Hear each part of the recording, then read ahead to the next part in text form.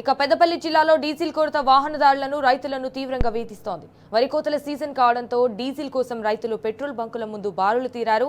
వరి కోత మిషన్లను ట్రాక్టర్లతో పెట్రోల్ బంకుల ముందైతే పడిగాపులు కాస్తున్నారు. ఇటు 2 రోజులుగా డీజిల్ కొరతతో ఇబ్బందులు పడుతున్నామని రైతులు చెప్తున్నారు. పంటలు చేతికొచ్చే సమయంలో డీజిల్ కొరతతో తంటాలు పడుతున్నామని ఆవేదన చెందుతున్నారు.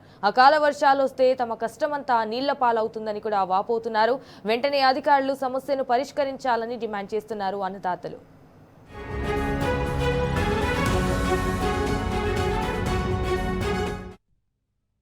రైతులతో ఇబ్బంది అవుతుంది. మాకు బంక్ వాళ్ళందరూ ఏకమయ్యి రేట్లు పెంచడానికా లేకపోతే ఈ పెద్దపల్లి డిస్టిక్లో లేదంటే మొత్తం తెలంగాణ డిస్టిక్లో లేకుండా డీజిల్ లేదంటారు. ఏ బంకు పోయినా డీజిల్ లేదంటారు. పెట్రోల్ అంటే పోతామంటారు. నిన్న నుంచి నైట్ నుంచి ఒక్క బంకులు లేకుండా నైట్ ఇంకో బంకులను ఉండాలి కదా. మ్యాక్సిమం దాదాపు 30 బంకులు తిరిగితే 30 బంకులలో డీజిల్ లేదంటే అన్ని బంకులలో డీజిల్ ఎందుకు ఉండదు? కనీసానికి 5,000 లీటర్లనో 2,000 లీటర్లనో డీజిల్ ఉండాలి. రాత్రి 12 నుంచి మొత్తం 11 గంటల నుంచి బంద్. రైట్, ఇదే విషయానికి సంబంధించి మరిన్ని అప్డేట్స్ మా ప్రతినిధి రమేష్ ఫోన్ ద్వారా అందిస్తారు. రైట్ రమేష్.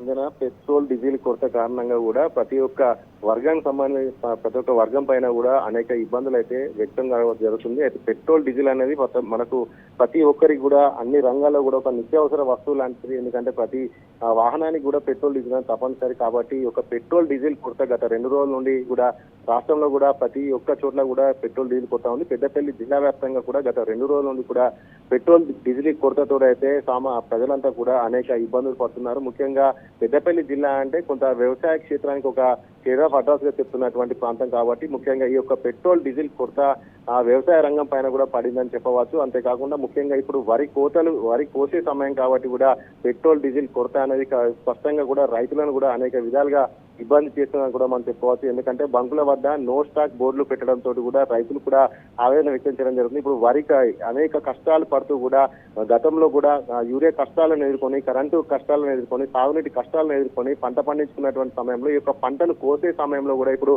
హార్వెస్టర్లు ముఖ్యంగా వరి కోసే మిషన్లు ఎక్కువ ఉన్నాయి కాబట్టి వరి కోతకు సంబంధించినటువంటి మిషన్లు అన్ని కూడా డీజిల్ పెట్రోల్ తో నడుస్తాయి. కాబట్టి ఒక పెట్రోల్ డీజిల్ కొరతతో అయితే కూడా రైతులైతే కూడా వారంతా కూడా ఆందోళన వ్యక్తం చేయడం జరుగుతుంది.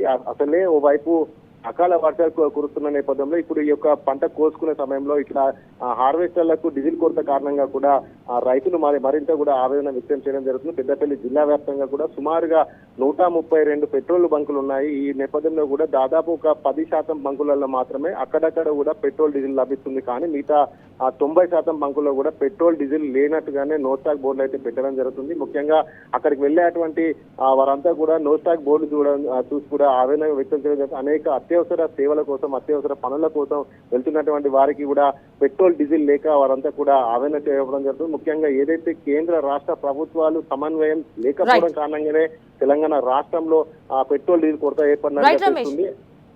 All right, Ramesh. Thank you for the updates.